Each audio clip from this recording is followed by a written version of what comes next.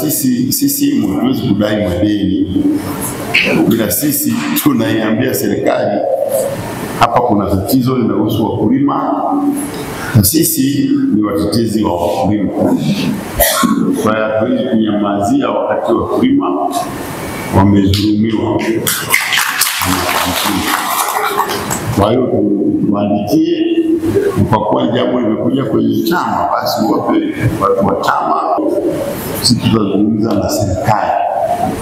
Ushauri wangu kwa vyama vya ushirika, mjitahidi sana kuwa waaminifu, kwa sababu kinachoua vyama vya ushirika ni kukosekana kwa uaminifu. Hilo na uaminifu katika kulinda mali za ushirika ni jambo la msingi, kwa sababu kama hamzilindi ushirika haupo. Maana kinachofanya mshirikiane ni mapato yenu yanayotokana kushirikiana, si ndio? Mjaribu kuimarisha ushirika kwa kujenga mambo mawili. Moja, muwe waaminifu kabisa.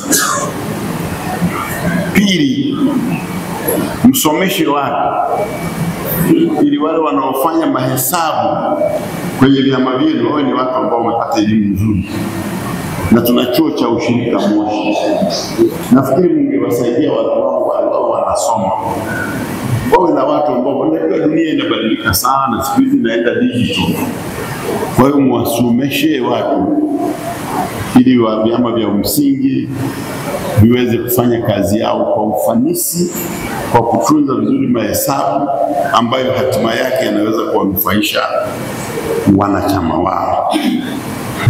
Ushirika ni siasa, ni sera ya sisi kabisa. Sasa tuna historia ya ushirika. Hata wakati tunadai uhuru, vyama vya ushirika vishirikiana sana kuleta uhuru. Ndio maana mawaziri wetu wa kwanza wale walikuwa washirika. Akina Bomani, akina Sir George Kahama, wale wote walitokana na ushirika. Kina Kasambara, wote wale walitokana na ushirika.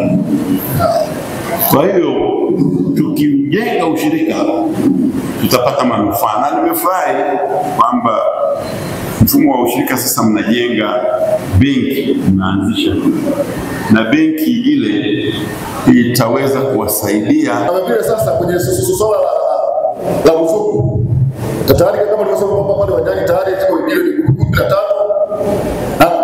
na sasa hivi kuna timu zipo zinakamilisha utaratibu wa kuhakiki yale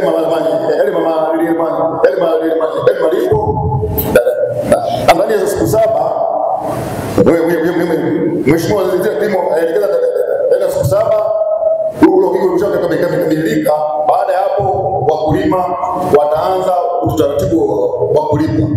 Na kwa vile kwa Tabora kuna jumla ya wakulima 57,000 ambao wanaenda kunufaika na hiyo ruzuku ya pembejeo. Kwa hiyo hilo ni jambo ambalo sisi hapa tunashukuru sana kwa serikali kuchukua uamuzi wa kutoa ruzuku.